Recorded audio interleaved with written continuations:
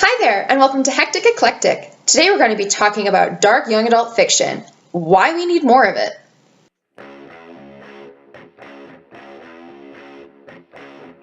For those of you who don't know, I read a lot of YA, I review a lot of YA, and I write YA.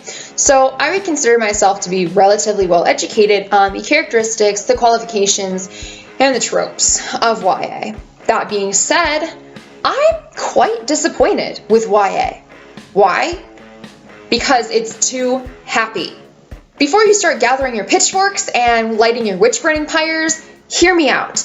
I say YA is too happy for a variety of reasons. I'll also explain why YA needs to stop being so dang happy all the time. But let's start with why it's too happy.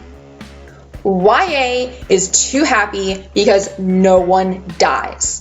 This might seem awfully pessimistic and dark of me, but I say it based on the worlds these characters are in and the obstacles they must face. Many of these characters are fighting wars, raising rebellions, and going up against forces much stronger and more powerful than they are. So it's simply unrealistic when no one dies. And when no one dies, it seems overly happy and too easy.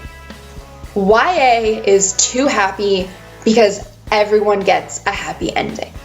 This ties a little bit back into number one, because if nobody dies, then everybody gets to live happily ever after. Reality, however, would contradict that fact. It's even more unlikely that all the good people would get happy endings, but none of the bad people would. I understand the need for a satisfying ending, but when an ending feels unrealistic and ends just a little too perfectly, then it feels forced, and even the happy ending doesn't feel satisfying. YA is too happy because the characters almost never break down and are never truly tested. Now, I understand most people don't want to read about the mental health breakdowns that these characters would go through when thrust into the situations they're in. That's usually because it reads as a slow part in the book and doesn't really seem to advance the plot. However, the reality is that most teenagers are not equipped to handle these traumas. They would break down, they would need help getting back together, and they would not just be gung-ho all the time about the next battle. Heck, adult soldiers don't even see war like that. Lastly, given that mental health is such a huge part of reality, I think it needs to have more emphasis in young adult fiction. So, why we need more dark YA? I understand that fiction books are supposed to be an opportunity to escape from reality. It's a safe haven, it's a happy place, it's a location where we can go to forget about the real world and its stresses and live in somebody else's world and life for a few hours. Or a few days, depending on how slow you read. However, I think fiction needs to mirror reality once in a while. If young adults are reading all these happy books where everybody lives and nobody dies and everything ends with a kiss under a rainbow, they're seeing a very unrealistic form of life. That's not to say life isn't happy. Some people do get the happy ending and life is wonderful, but for most, it doesn't come without struggles. The reality is that these characters in YA fiction are facing wars, destruction, they're fighting for survival, and when no one dies or has a mental breakdown, that's simply unrealistic.